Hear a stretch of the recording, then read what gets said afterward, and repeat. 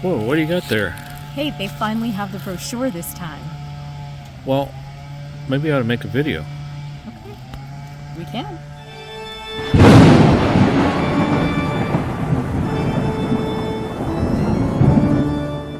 Hello there, Parapeeps, and welcome to another episode of Our Haunted Travels. I'm your host, Sean Donnelly. I'm your co-host, Marianne Donnelly. We are here today at Pioneer Cemetery In Warren, Ohio.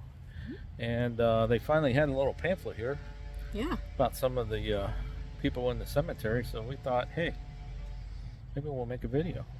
Yeah, there have been so many times we've come here and they haven't had them at all. So I'm always going, I wish they had it, I wish they had it. This time they have it. Yeah, all right.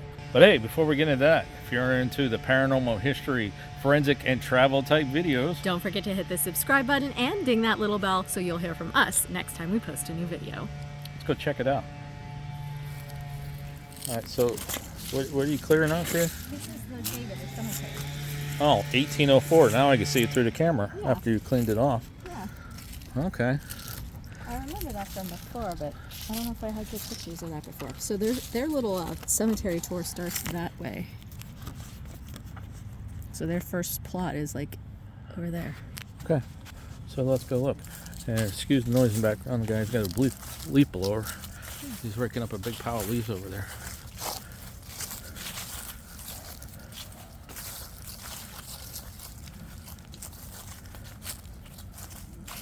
So the first one we're looking for is actually the Truman County Historical marker for the original entrance of the gate. Oh, maybe that's it laying right there on the ground. What do you think? Could be. Yep. So this was the original entrance.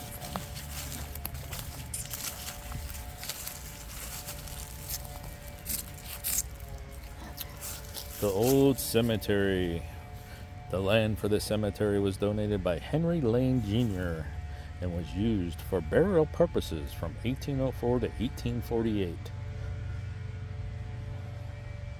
All right, well, we can't get in that way now. Yeah, that way's houses. Yeah, we got houses there. So this place is actually sitting behind the parking lot of, what is that?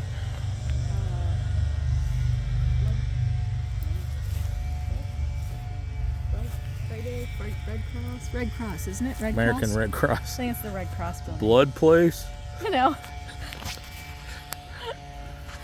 Leave me alone. Some old stones here. So the second one on their list is actually this one here. What I like about this, by the way, is these are actually pictures of the actual stones that they put on a fake background. So you kind of know what the stones look like. That's really cool. This place is not big at all. But that's kind of cool how they have that laid out. We've been trying, I don't know how many years we've been coming here. We've been out here, we walked around here taking pictures of different markers over the years, and it's just... Yeah. All right, so this here is a Daughters of the American Revolution marker honoring soldiers buried who served in the American Revolution. And so on here it says John Hart Adgate, William Anderson, Oliver Brooks, Daniel Dana, Isaac Fithian, Henry Marsh, Henry Lane Sr., Jonathan Rankin, Ezra Rowden, Joseph Reeves, John Rutan, maybe? Is that Rutan? And Simon Taylor. Yeah, I think that's Rutan. Symbol. Okay, next. All right, this is the third stop on their little cemetery tour. It says this is Henry Marsh. He served in the American Revolutionary War. He came to Warren in 1801, where he built a house and a blacksmith shop. And the motif on his marker is the weeping willow and the urn. There's a flag above the urn there too. Oh, it's a sticker. Veteran sticker. It's a sticker.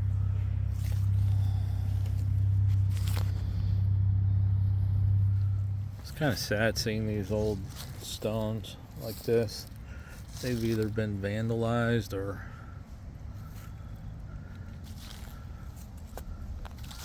kind of toppled over. This here.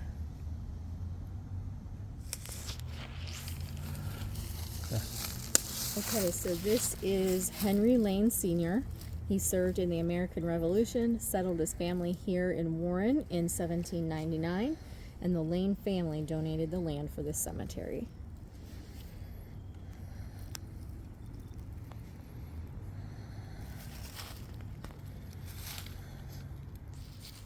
This is an epitaph to Sena Bosworth. It reflects the belief that Christ took their sins. Blessed are the dead that die in the Lord.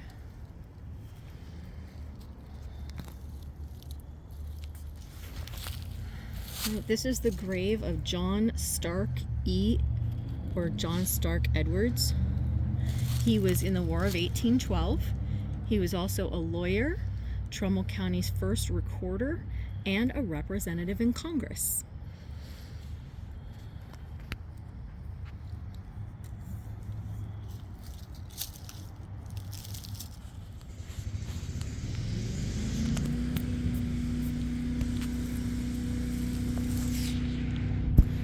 So this is Jacob Harsh. He came with his family to Trumbull County in 1803.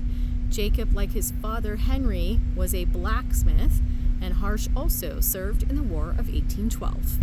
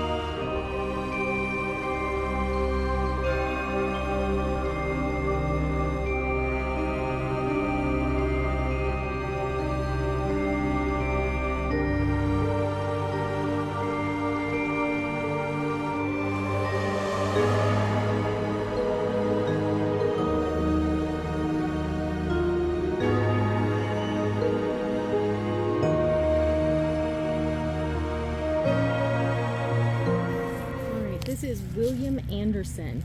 He was born in 1743. He was a veteran of the French and Indian War and the American Revolution. He died at age 94. Wow. 94? Yeah. Served in 2 wars? Yes. Wow. French and Indian and American Revolution. Tough dude. This is Cynthia Levitt's headstone. It's a religious epitaph. Kind cherubs guard thy sleeping clay.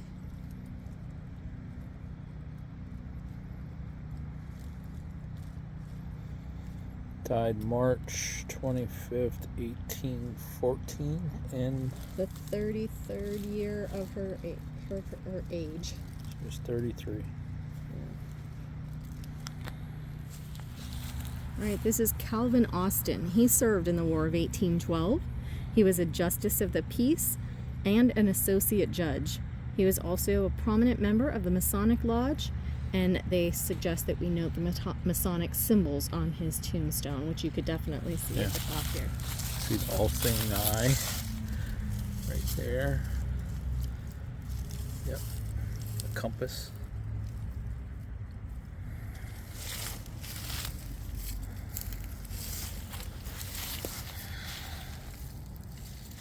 This is Captain Ezra Rawdon. He served in the American Revolutionary War. He died in the 64th year of his age and was killed by the kick of a horse. This is an epitaph that reads, "Who first gave man his breath called him back by sudden death." Got kicked by a horse? He got kicked by a horse. Oh. He was killed by a kick from a horse. Kick from a horse, yep. I think the headstone was here before the tree.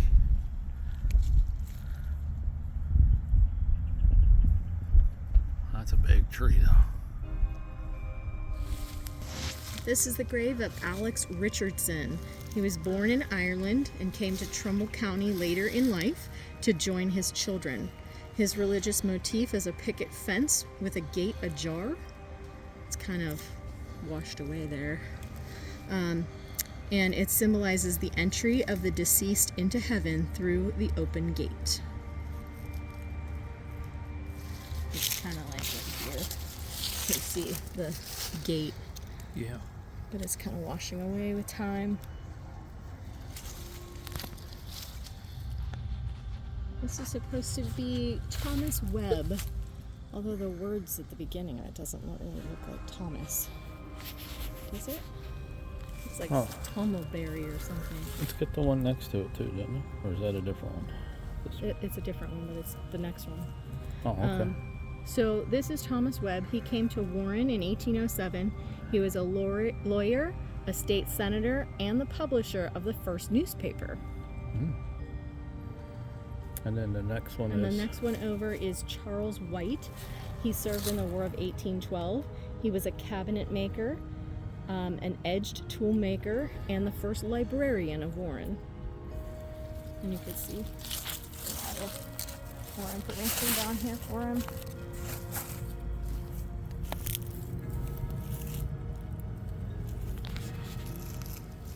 Okay, well, there's, of course, a lot more people that's in the cemetery here, but those are the ones that they highlighted on their pamphlet. Right. Where's the pamphlet from? This is the Mahoning Avenue Pioneer Cemetery Walking tour. Historical Society walking tour. Okay. Yes. Which we missed, but that must be the information that they Right. put out during the tour, right? Mm-hmm. So you got some other stuff you want to add? Just that it's so sad how many of the grave markers are toppled over. Mm-hmm. They're like being absorbed into the earth as we speak, into the trees. Maybe they need to do that. Well, we saw that one cemetery. I agree, at Old St. Adopt a John's. stone. Yeah, Yeah. that would be nice. All right, well, we're going to wrap this one up. All right. I find it interesting that it's kind of chilly out, and we were getting eaten up by mosquitoes. Yes, I didn't we even were. think about that today. Yeah, I wouldn't have expected Cool so fall many. day. Yeah. All right, folks. Until next time, Thanks for watching. and happy hunting. All right, so we're driving away and we kind of remembered, oh my goodness, we didn't mention the paranormal claims, so we can't end this video yet. So there are actually a couple of paranormal claims associated with this cemetery. First of all, there is an apparition of a woman dressed in white, shocker, right, who's been seen roaming the cemetery during the winter months. Yeah. And then there's also times when there's ghostly cries that can be heard coming from the cemetery, and that's always at night. So there is also a story of a Civil War officer's distressed widow who hurled herself into the river, which was somewhat deeper back in the day. Depending on the year, her ghost appears every winter in either a gorgeous white gown or a blood-stained one. So I don't know if it's the same woman or not. These hauntings, on occasion, are sometimes heard with ethereal cries, and the haunting sounds echo through the fog-laden air, drawing curious and brave to the site of her tragic tale. Many locals claim that those who listen closely can catch glimpses of her sorrowful figure gliding between the tombstones, eternally searching for her lost love. As the chill, yeah, that's what it says, but I would say see or look, but it says that. And as the chill of winter deepens, the atmosphere glows thick with stories of her plight, intertwining with the whispers of the wind. And some say that if you stand quietly by the old cemetery entrance, you might feel her presence brush past, a reminder of a love's enduring power even in death.